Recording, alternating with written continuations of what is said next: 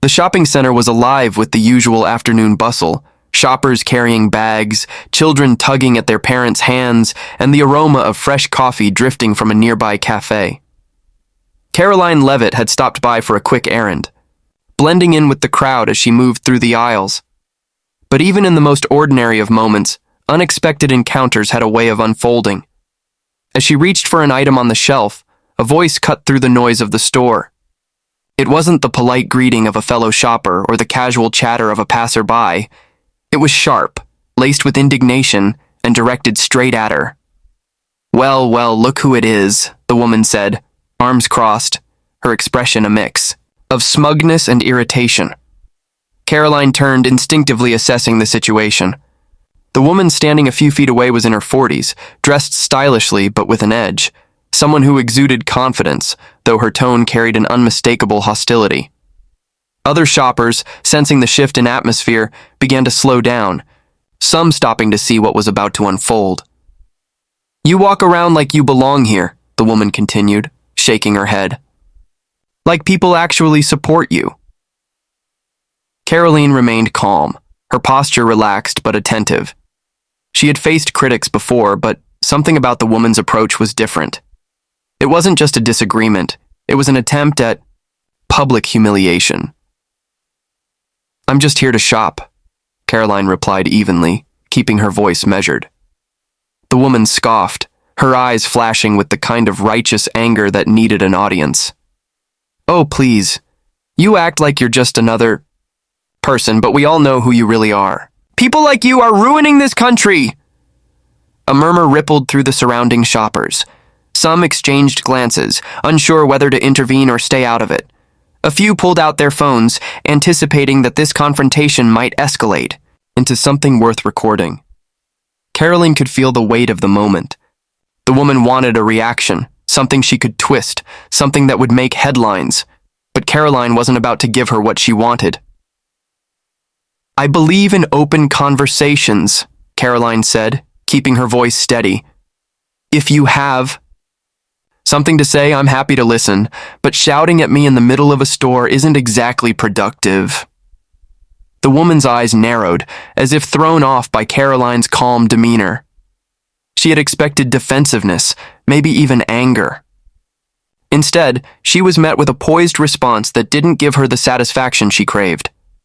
"You don't get to pretend you're reasonable," she shot back. "We all know your kind, spreading lies, pushing an agenda that hurts people. Eats you." Few shoppers shifted uncomfortably, sensing the tension thickening. Some had started recording, their cameras trained on Karoline and the woman, waiting to see how this would unfold. Karoline took a breath, exuding patience.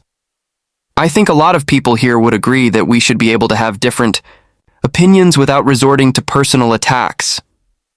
The woman let out a bitter laugh. "Different opinions? That's rich coming from you. You don't care about different opinions. You just want to push your narrative and silence everyone else." Karoline shook her head slightly, not out of frustration, but with a sense of understanding. She had encountered this many times. People who assumed the worst about her without ever actually engaging in a real discussion. "I respect people's right to disagree with me," she said. "That's what makes this country great. But if we can't even have a conversation without hostility, then what are we really accomplishing?" The woman opened her mouth to retort, but something in Karoline's response made her hesitate. The certainty she had walked in with, the belief that she was about to put someone in their place, was now being tested. Around them, the growing crowd was no longer just watching passively. Some were nodding at Karoline's words, others whispering to one another, their expressions shifting from curiosity to contemplation. Even those who may not have shared Karoline's views were beginning to recognize the imbalance in the confrontation. Young man in his 20s, standing nearby with his arms crossed, finally spoke up. "She's literally just shopping. Why are you making a scene?" The woman turned to him, momentarily caught off guard. "Because people need to know who she really is." The young man shrugged. "I think we all know. And from where I'm standing, she's handling this way better than you are." A few people in the crowd chuckled softly, the tension starting to shift. The woman's confidence wavered as she realized she was no longer in control of the narrative. The moment she had hoped to turn into a public embarrassment for Karoline was beginning to backfire. She turned back to Karoline, searching for something, anything, that would give her the upper hand again. But Karoline remained composed, meeting her gaze with an expression that was neither aggressive nor defensive, but simply resolute. The woman huffed, glancing around at the watching faces, the recording phones, the subtle change in energy.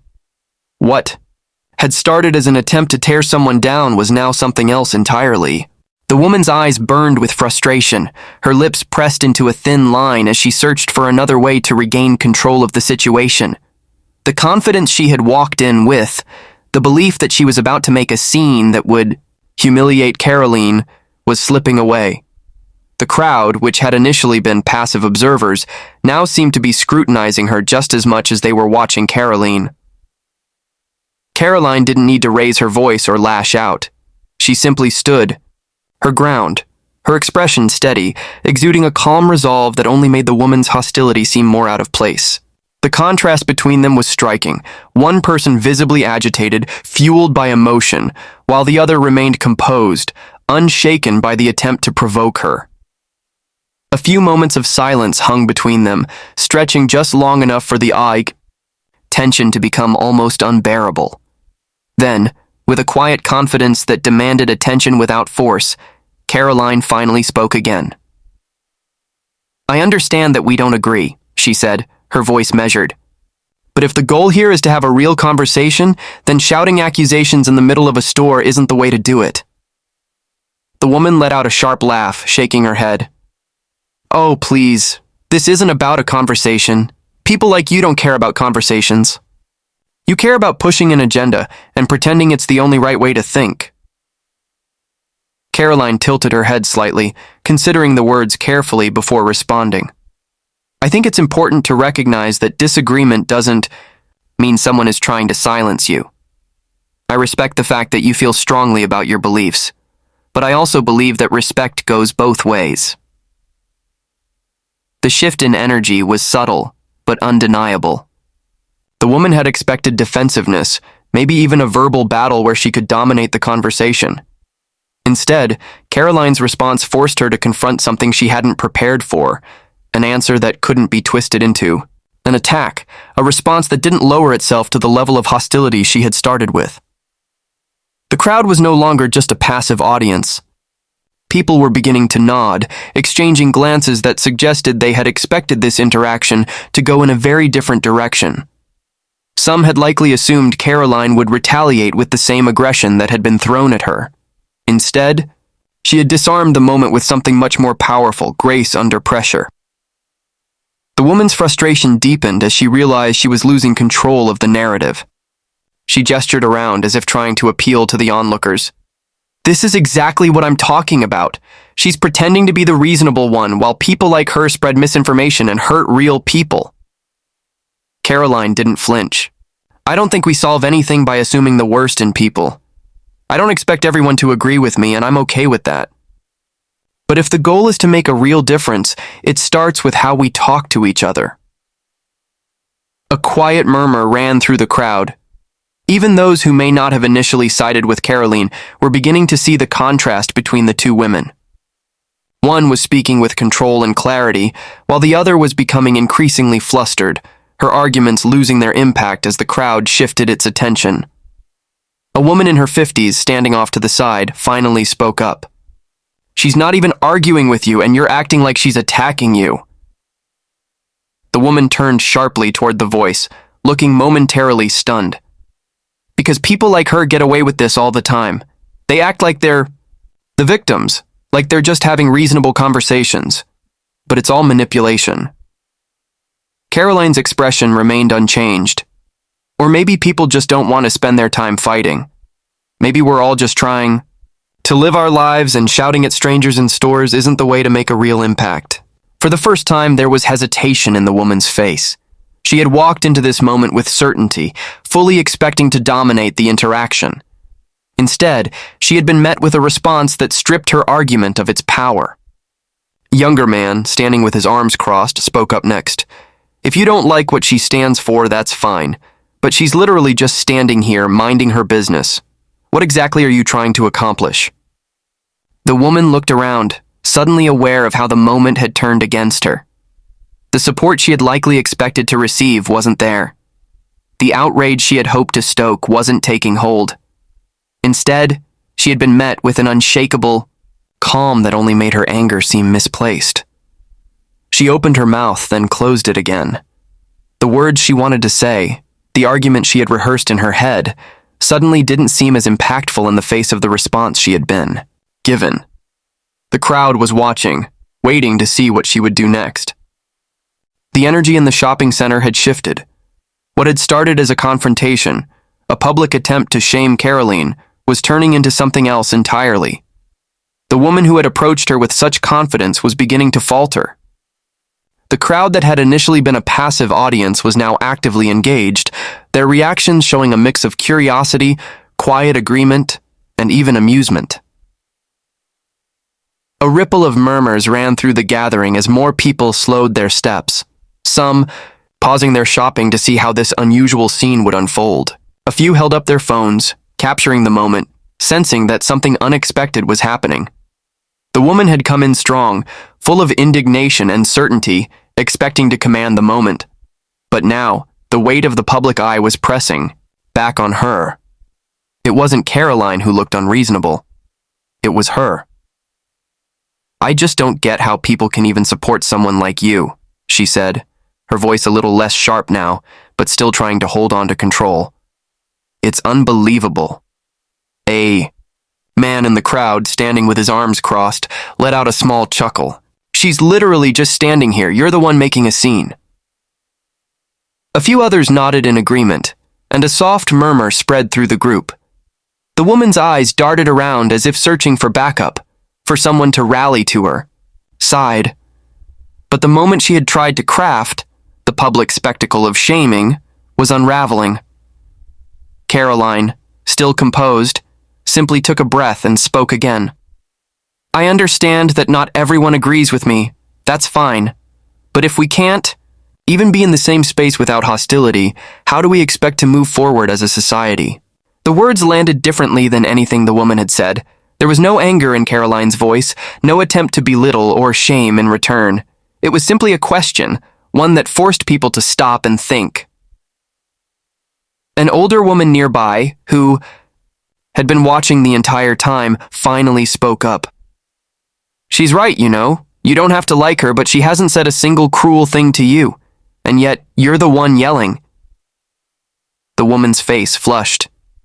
She had expected to be cheered on, for the crowd to validate her anger. Instead, she was now the subject of scrutiny, the one being called out for her behavior. Another man, probably in his 30s, adjusted the shopping bag in his hand and spoke next.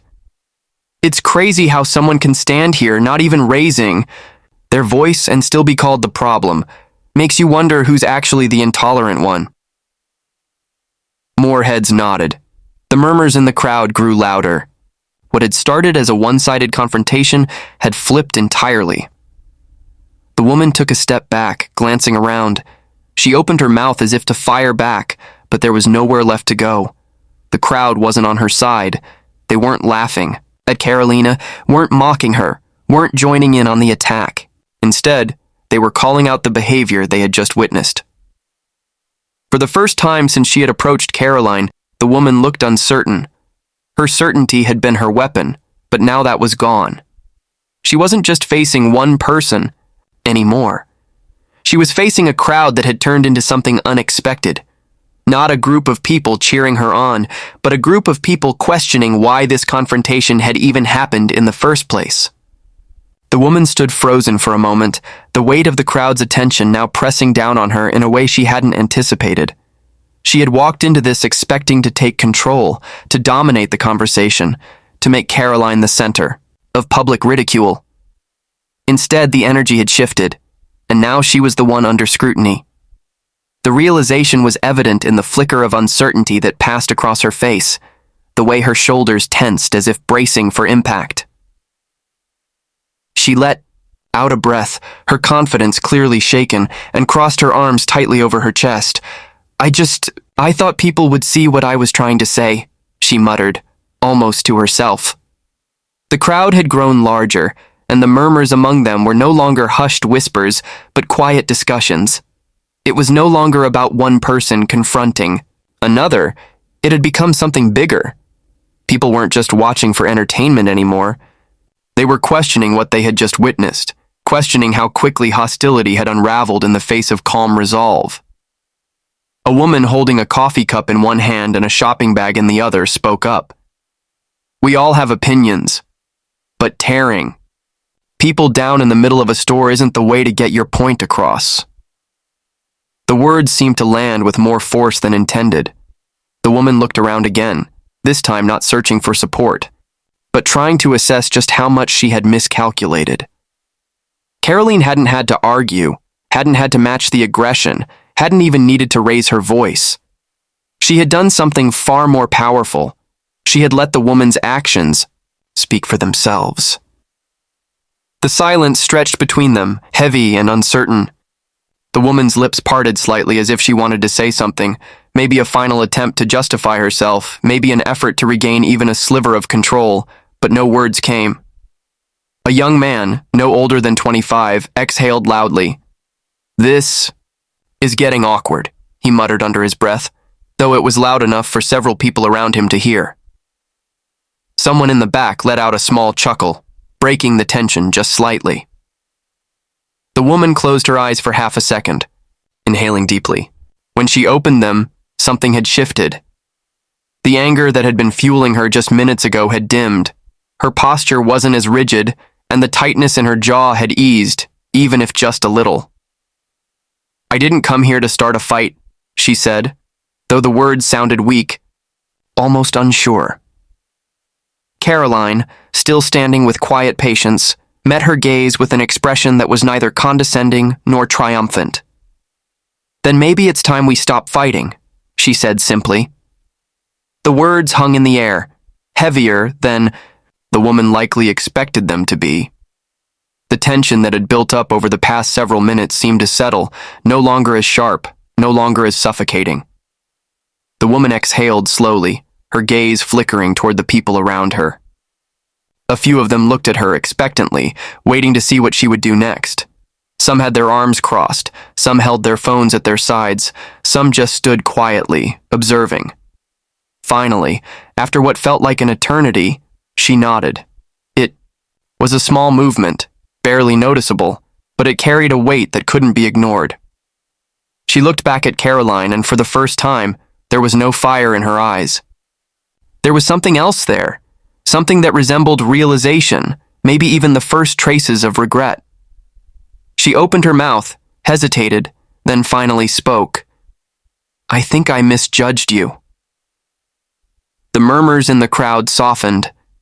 The shift was subtle,